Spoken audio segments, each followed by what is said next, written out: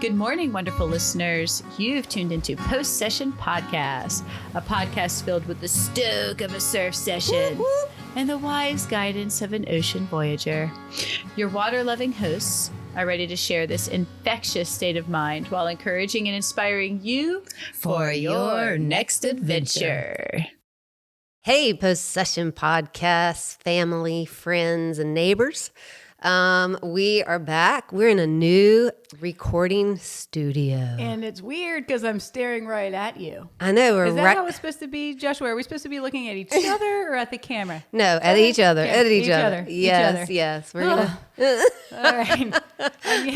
We're just gonna say Ashley and I we've kind of had a break from each other. Even we hadn't seen each other, so y'all are gonna get the full kind of us coming back together. There's gonna be a lot Reconnecting. We were on a little hiatus. I think a break is good sometimes. Oh, we're gonna take a break. Yeah. This year, this winter. Okay. So today's episode. No interview today because we're just getting back in the swing of things. So we're gonna do. It's called Catch Up. No, it's called the 5 to 10 year plan. We're gonna talk about our plans. We're gonna reevaluate the direction we're going. And really, we're just gonna talk through our plans and make sure they're sane and valid. We want your input.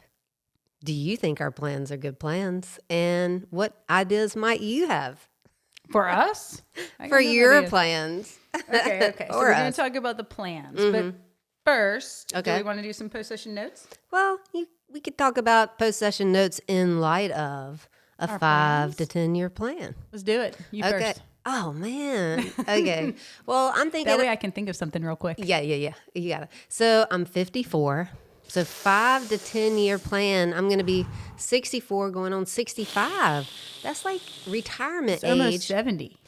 And what I think right off the bat is I currently surf with a couple of 70-year-olds or right around there. And I'm encouraged. I'm encouraged to know that this is a sport that I can take to the grave. It may be the grave. Oh, don't say that. Well, I did hear about somebody that had a heart attack out in the water. So that was a little. Oh, yeah. I heard about that recently, too. Yeah. But, okay, besides that. But my goal is surfing as long and as far and as wide as possible in my life and keeping it a part of my life. Even if it's less surfing, more hanging out on the water, on the waves, paddling around, maybe a little stand-up paddle.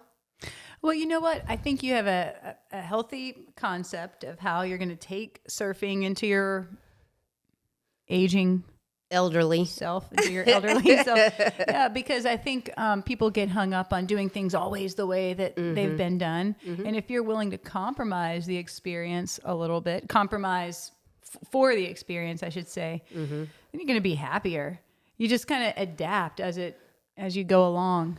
But I will add that, I don't know if you watched the show Live to 100. You probably did. Oh, yeah. The Blue Zone show. Oh, my gosh. Love it. Loved it. Well, and one of the biggest things was, keeping that core strong. Mm-hmm. Like the squatting gardeners. Yeah, the squatting gardeners. Walking uphill. Getting up and down off the floor. Mm-hmm. And so if even a pop-up is all kind of that abdominal.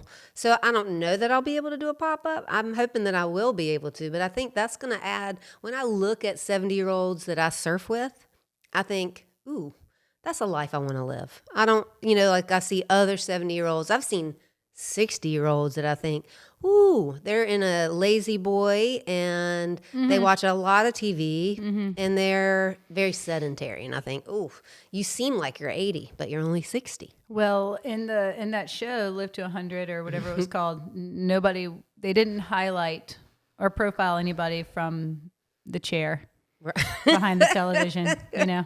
That wasn't a theme. That wasn't a Live to 100. Well, likewise, okay. I'm involved in a sport that you can age well with. Remember, Natalia Molchanova, before she died, had all the world records, and she was into her 50s. Mm-hmm. So that's good. But 50s, though. Wait a minute. Well into her 50s. I'm well into my 50s. Yeah, but you're not holding world records for surfing. Oh, no, yeah. Like she was at the top. in her 50s. Of her game. Which is everybody's game. We're talking about better than everybody else in the world in her 50s. Ashley. That's encouraging. You've got some more world records Well, coming. I did get an ego boost recently because one of my friends talked to another of my friends, and he said something very nice about me, which I'm embarrassed to even share, but I am because we're talking about it. Yeah. He said that if I were to start training again and take it seriously, I probably have some more world records in me. I don't doubt that one bit. Well, I'm not saying I'm gonna, but I am saying that it feels good to hear. Yeah. It's a sport you can age with. I free dive, Joshua. Yeah, in case you didn't know that. And I'm encouraged by the running too. The running I'm doing lately. I mean, people do the long distance running and get good at it. It seems like as they get older, They can still. they really, it's just here, mentally. They enjoy doing it. So I'm all set.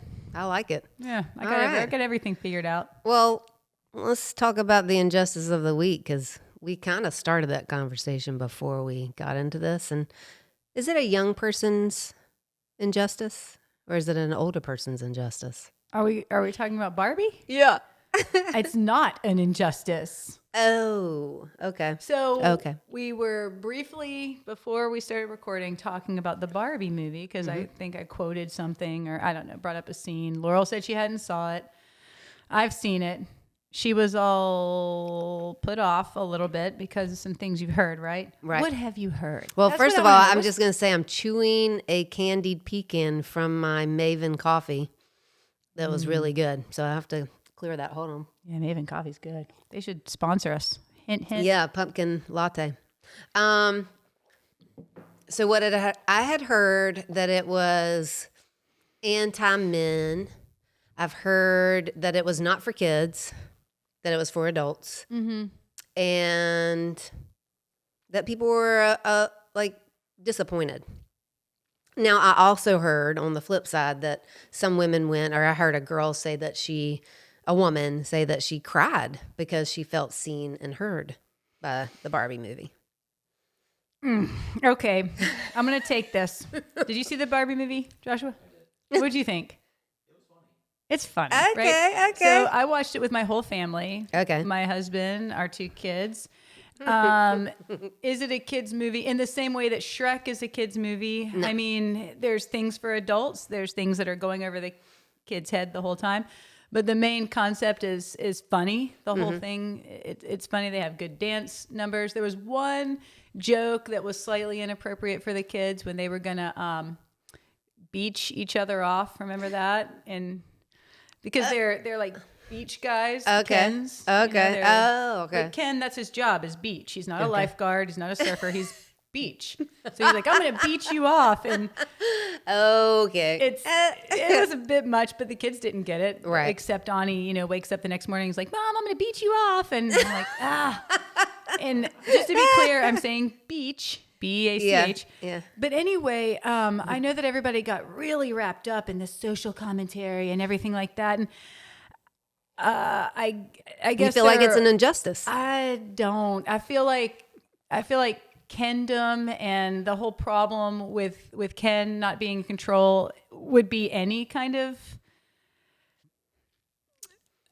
I guess, any minority situation. It could be any religious or ethnic background. It could be any gender. I think it transcended just this patriarchy. Okay, women and men. Yeah, I think so.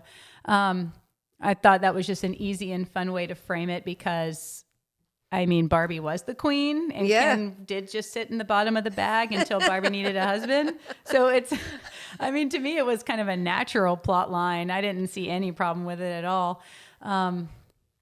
So you would encourage me to watch it? If you want to enjoy it. Yeah. If you want to rip it apart from like this social justice perspective, I don't know, then maybe don't. But it was really entertaining and fun, and everything was pink. And then Barbie has this. She has the dream house, the dream bus. Oh, she has all the things, right? And it does.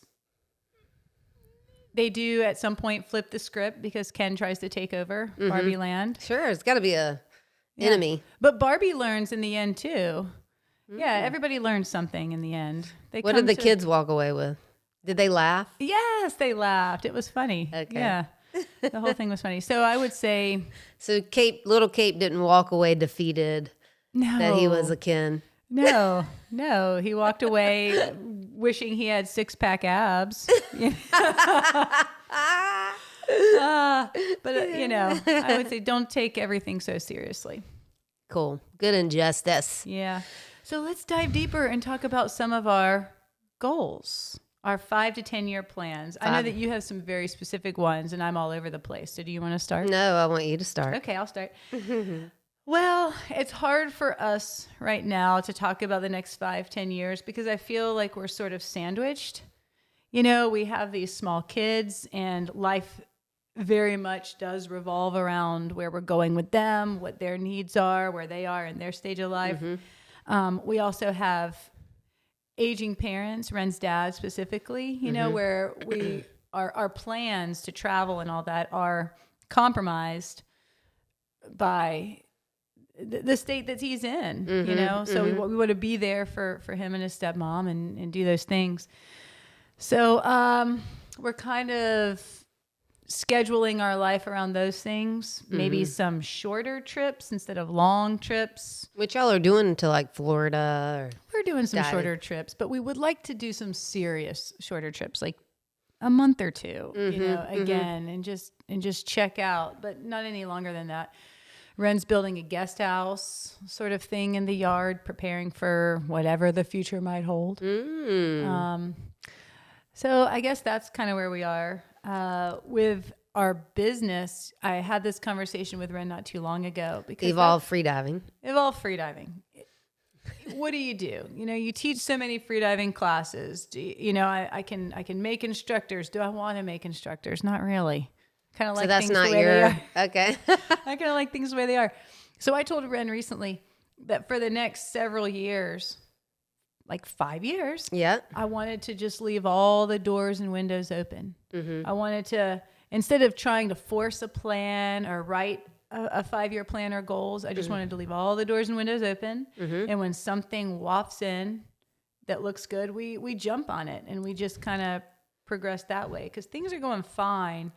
So you're satisfied with where it is. So you're not trying to promote growth as much as you are enjoying where you're at, being content, but not saying no to things that haven't already come your way. I'm not trying to make growth. I'm not trying to force growth. And you're not trying to force extra classes and extra work. No. But then an opportunity did arise. Yes. And I told Ren, wow, this could be something that I start transitioning to. I really have had a few people recently talk to me about keynote speaking and this kind of thing. And I don't know. I like being in front of the microphone, as you know. Yeah. I don't mind being in front of the camera and being in front of a group. So maybe some more microphone stuff, some keynote speaking. I want to go to open mic night at Dead Crow. Comedy? Yeah. And I tell you what. You want to do a skit together? I might do something. I used to do that. Just to break out. Just to get those. Because you know what? Yeah. Improv. And I don't have a lot of. Ooh, that'd be fun, I'm not Ash. channeling my inspiration. Oh my God. Like 2 weeks from now, we're going to be at the Dead Crow comedy show. I might be going tomorrow night with some girls. You already got a crew. Well, I got invited. What, you got to check that? No. You got something going on? You need to answer the phone? It's a pause notification. Time to pause. I might be going tomorrow to check out my first open mic night. Just to watch. Yeah. Why, you want to go? Maybe. Because I think Ren's leaving town. Ooh, so girls' night. I can go. Let's see. Okay. You do something now, and then I'll come back. Thanks. Because I got more stuff. Yeah, I saw it was a lot. Like I read through all the things that you had put in, and I just wanted to go to bed. I didn't think I had any plans, but apparently I do. Apparently you have a lot of plans. Okay, so graham cracker. I'm already working on novel number 2. Number 3. And number 3. Yeah. So that's my goal. Like I would love to produce more than one novel in a year. So that'd be kind of cool. You can do that. I know. If I could focus though, I got to say this month was NaNoWriMo, National Novel Writers Month. And yesterday, I should get up in the morning and start writing. And I went surfing, and then I got home, and I was kind of like, let me have a coffee, a little Jesus time. Then I was like, I feel like a nap coming on. And so I did not get any writing done. And then in the afternoon, I had a visitor, and then the next thing you know, I was like, I think I'm going to look at my phone for the next hour and a half. And oh my gosh, it sucks. I really almost need one of those lock boxes. Have you seen it for your phone? Ren did some kind of app thing where it sends a blinger that goes, "Oh, you've been on this long. You got to get off." Oh, well, I did set timers on them, but you can just say 15 more minutes, 15 more minutes. Yeah, like the alarm clock. So maybe another goal for me is hiring someone eventually that can do social media for me. Mm-hmm. And I just don't want to be on it at all because I don't really see an upside.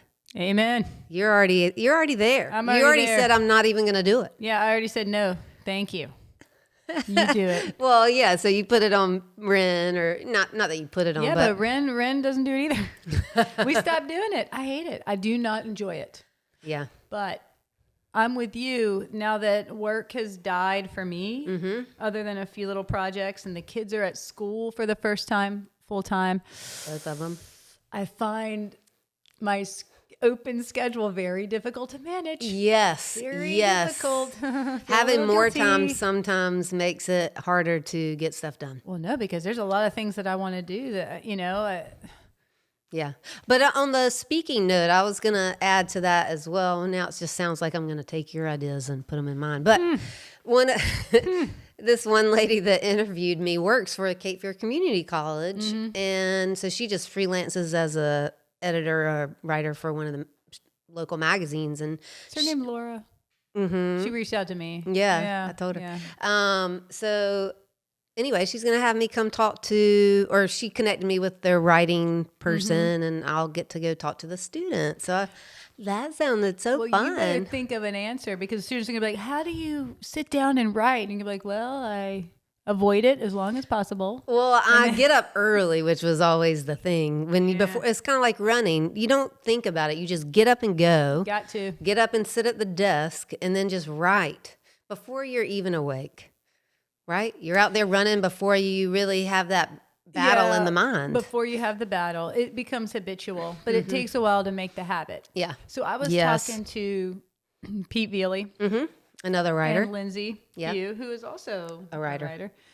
And I said, one of my goals, this is pertinent to the podcast, is I'd like to write a book too, I know. And I've been saying it a long time now, but one of my goals is in the next 5 years is just to start it. Mm-hmm. And I said, well, I think I need to take Tuesdays and Thursdays and take, just to start, 1 hour each of those 2 days to start making it a habit. Yeah. And of course, you know how Pete is. He's like, no. You don't want to do that. You don't want to do that. What does he say? He's like, you just want to, when you're inspired, you got to write. And I'm like, well, but right now I'm not. Like if I just ran when I felt like it, I probably wouldn't run. I had to make it a habit until I enjoyed it, until I got into the groove. Right. So do you think that's a good way to start? I think it's a great way to start. Okay, and thanks. then you get rid of the battle, because if it's a set time, then you just sit down and do it. And I would say, I was thinking about this because we just got a new record player. And we were just playing we had the speakers. It sounded so good. And I was like, you know what? Swanky. I'm going to play a certain song, maybe the same one, because that whole flow state, have a method to sitting down. Yeah. So play the song, do a little dance, then go sit and write. And then maybe my mind will also be cooperative. Yeah, you have some kind of Pavlovian response to the song. When you hear it, you're like... and then your eyes roll back in your head, and you're like... and then boom, a book. Yeah. What did you write about? I don't know. I blacked out. But I was under the influence of Flashdance. That's your song? Yeah. Okay. Might want to rethink it. Okay. First, when there's nothing but a slow glowing dream. Damn this microphone. Stop. So I want to talk about some more things. Okay. Next 5 years. Okay, Kids giddy up. approaching the teens, Puberty. preteens and teen years. Keep them on the straight and narrow. That's my goal, but not with shackles. You know what I'm saying? Because that doesn't help anybody. For instance, we recently let Ani dye her hair. Easy. Like a pinkish color, you know? And I'm thinking, no problem. Barbie. This is her. This is like, she wants to do this whole pink thing, whatever. But my mother-in-law sort of freaked out about it. She's like, oh no, she's going to Want a tattoo go and goth piercings. it. Exactly. And I said, well, I just feel like if everything is prohibited, Then she's going to do it all. right. Or be she's going to too jump to the curious, nth degree. So why not, guide her. especially temporary things. Well, exactly. I'm like, well, the hair dye. Even the piercings, really. Ears and She did. nose, She did the ear. She did the ears, but not the eyebrow. Maybe that's a Not the jumping. eyebrow. No, none of it. Hopefully, none in the face. But not that I have anything against it. But it's my daughter and she's 10. But anyway, yeah, I'm hoping that by allowing her to do that, it's a jumping off point for the conversations about why this is permissible and this isn't right now, and yeah, getting through puberty gracefully. That's is a one big of my goal. goals. Yeah. How are you how are you besides, the hair dyeing? Like, is there a book you're reading? Is there something that you would Yeah. I offer mean, to others as a I'm reading some things to help address some of the physical aspects of puberty with Ani. Cape's still way off. He's 6. But at 10, and Ani has developed quickly. She's very tall, and this kind of thing. We started talking about some of those things, the fun stuff. But other than that, I think, no, I don't have a guidebook on how to usher her through this time. I think just spending as much time with them as possible, talking to them as much as possible, loving them as much as possible, so that they have that mutual respect for their parents. And I think that's you pursuing your giftings, like using those and pursuing those and finding fulfillment and being an adult is huge for kids. Because I think a lot of kids get stuck in, well, my parents are all about me and they don't even have a life, so why would I want to grow up and be an adult? And then there's, just, I think you spending time with them is the foundation, because they say, you got to hear so many positives to combat the negative. So, like the parent that's always criticizing the child, and they're not hearing the nice balance of more positive than negative. And it is that relationship, that strong relationship and trust, that gives you the opening when they're a teenager to make the critique, to give the correction, and they're going to listen more. The more balanced and healthy your foundation is and relationship and trust, then they're going to, if you're saying no to everything, like you said, that's not going to build a trust that you can go back from. well, yeah, and it doesn't allow me to give her autonomy. And I want her to know she has some of that. Yeah, we're laying the foundation now, though. That's for sure. Okay, so we said some personal goals, professional goals. Any spiritual goal? Well, this isn't spiritual, but I do want to run a couple more marathons, I think. Oh, yeah. It's an easy thing for me to do that, as you mentioned, allows the kids to see me setting and accomplishing goals, because it's important. Yeah. Yeah. Spiritual goals. Do you have any? Yeah, I feel like I've been in a season of growing in a spiritual community, but maybe my personal quiet time, I don't know. I would like to do a little bit more listening than talking. What? So that's and that's always a little pressure attached to that, because listening, I mean, reading the Word of God is listening, because you're absorbing what God's saying, but there's also that just kind of being quiet and surrendering, and maybe it's just quiet. Abiding. Yeah, that's hard for me. Yeah, that's a good goal, though. I mean, I think that my, quiet time or reflection time or personal time with God is compromised on the regular, just because busyness. But really, I'm making excuses probably because the kids are at school now. Yeah. Anyway, sometimes I put too much pressure on myself, though. Yeah. Well, on that note, maybe we should hit a little God waters. What you got for us? Well, I found this little guy in 2 Timothy 4:7. Ooh, good one. I have fought the good fight, finished the race, and kept the faith. Is that what they're going to put on your tombstone? Oh, God. I don't know. That would be honored. What do you think about that when you hear that? I mean, all the time when I hear scripture, I need to look at the context. I mean, because I could make up. Yeah. I could just take it word for word, but what, the context is always important. But if I were just to internalize this, I think it's a great wrap up for the episode. I mean, woo! Whip. Yeah. Do I want to analyze? I have fought the good fight, finished the race, and kept the faith. Is this? Well, I mean, Not so deep. Well, I think it could just be, how do we keep the faith in the ups and downs?